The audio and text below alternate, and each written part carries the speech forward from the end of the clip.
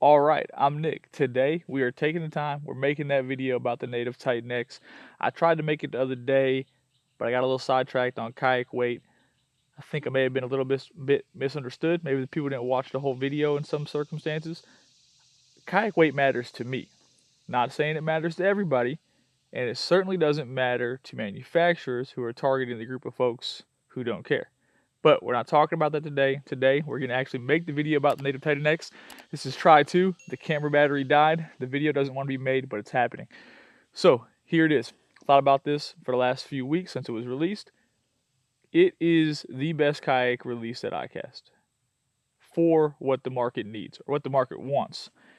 And I think it'll be the best selling kayak of the year because people are already geared for it. And Native listened to what the market wants, which is super uncommon, okay? Most of the time, the kayak market seems to do what it wants and doesn't really listen to the feedback they're receiving. But everybody wants a kayak they can mount their trolling motor to. They don't want to buy an adapter. They want to buy a kayak and the trolling motor fit. You saw the industry several years ago adapt to the idea of, hey, let's put a shallow water anchor plate on the back of every kayak. You saw that adaptation. Now you're seeing the adaptation of, hey, let's put a mount on the front of the kayak that everybody can mount their trolling motor to with zero issues.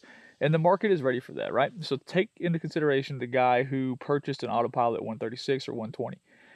He wants to be able to pedal while having spot lock. Well, you can't add a pedal system to an Autopilot.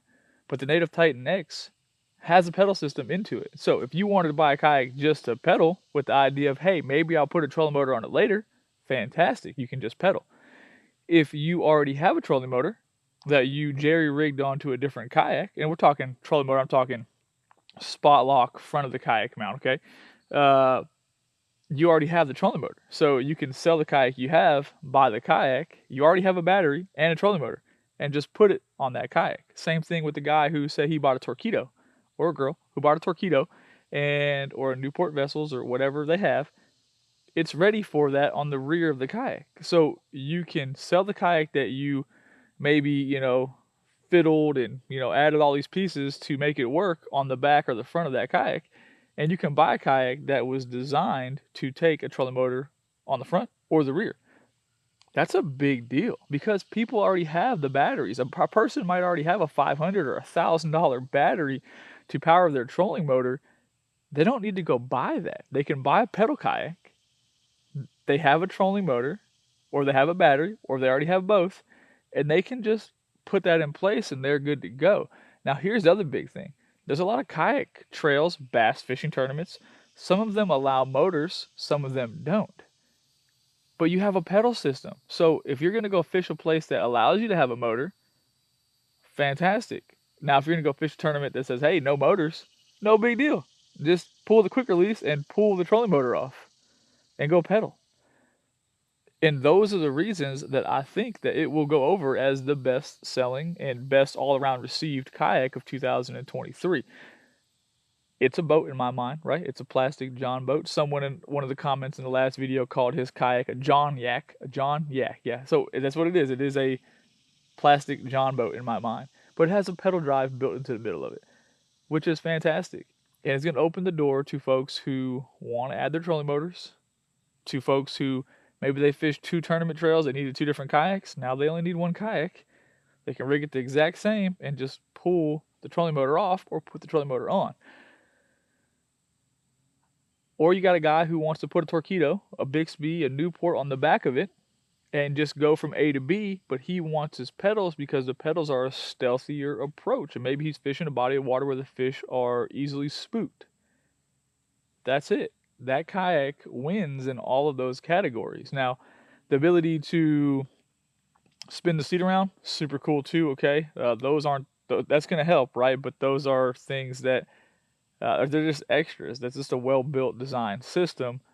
The trolling motors are, in my mind, the ability to put trolling motors on it are why it's going to sell so easily to people because they can pedal, they can add a trolling motor, it's effortlessly.